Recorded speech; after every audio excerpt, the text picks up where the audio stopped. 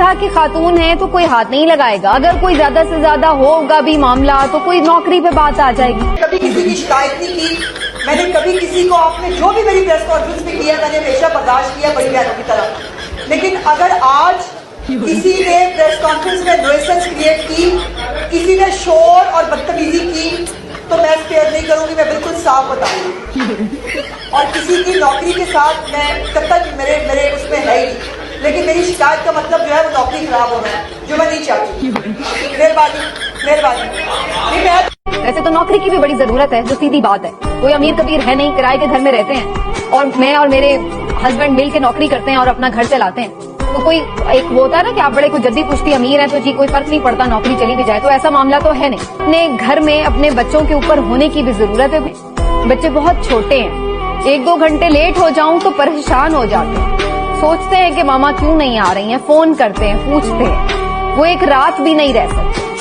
تو پہلے مجھے یہ فکر نہیں تھی, مجھے معلوم تھا کہ ایسا تھوڑی ہو سکتا ہے, اپنے لوگ ہمارے ساتھ ایسا کیوں کر سکتے ہیں, وہ بھی صرف اس لیے کہ ہماری بات پسند نہیں آ رہی. ممکن ہے کہ ہماری بات ٹھیک نہ بھی ہو سکتا ہے کہ کہیں ہم سے بھی فیکچوئل مسٹیکس ہو سکتی ہیں, ہو سکتا ہے ہمارے سے بھی انالیسس کی غلطیاں ہو سکتی ہیں, تو ہو سکتا ہے.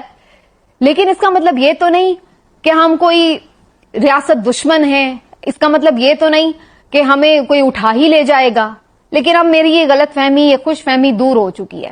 مجھے اندازہ ہو چکا ہے جو پچھلے چند دنوں میں نے خواتین کے ساتھ ہوتے دیکھا اس ملک میں, چاہے وہ پولیٹیکل ورکرز ہوں, بھلے وہ ایکٹیوسٹ ہوں سوشل میڈیا کی, بھلے وہ کوئی بھی ہوں.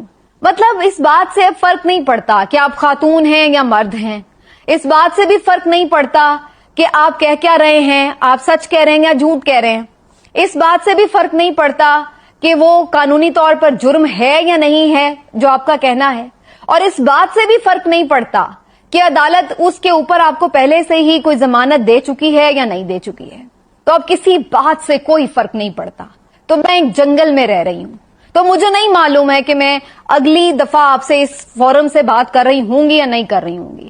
تو میرے ذہن میں یہ خوف ہے, اور مجھے اپنے گھر میں سیفٹی سے پہنچنا ہے, اور میں چاہتی ہوں کہ میں نوکری بھی کرتی رہوں. لیکن یہ ایک جنگل میں رہ رہی ہوں, اور میرے ذہن میں اب خوف ہے. اب مجھے کوئی خوش فہمی نہیں ہے, اور میں نہیں چاہتی کہ کوئی غیر محرم مجھے پکڑتا ہوا, گھسیٹتا ہوا وین میں ڈال رہا اور میں چیخ رہی ہوں, اور میرے بچے میری شکل دیکھنے کے لیے ترس رہے ہوں, اور میرے شوہر مجھے ڈھونڈتے پھر رہے ہوں کہ پتہ نہیں کون سے تھانے میں ہیں. میں نے کبھی زندگی میں تھانے کی اندر سے شکل نہیں دیکھی ہے, اور نہ میں دیکھنا چاہتی ہوں. لیکن اب مجھے معلوم ہے کہ میں اس خوش فہمی سے نکال لوں خود کو, کیونکہ اس مملکت خدا داد میں کچھ بھی ہو سکتا ہے, کچھ بھی ہو سکتا ہے. میری بات کسی کو بھی ناگوار گزر سکتی ہے, اور اس کے بدلے میں میرے ساتھ کچھ بھی ہو سکتا ہے, کیونکہ یہاں تو کوئی چیز میٹر ہی نہیں کرتی. میں بھلے جا کے عدالت سے کوئی پروٹیکٹیو بیل بھی لے لوں, کچھ بھی لے لوں, پھر بھی مجھے پتا ہے کہ اس سے کوئی فرق نہیں پڑتا.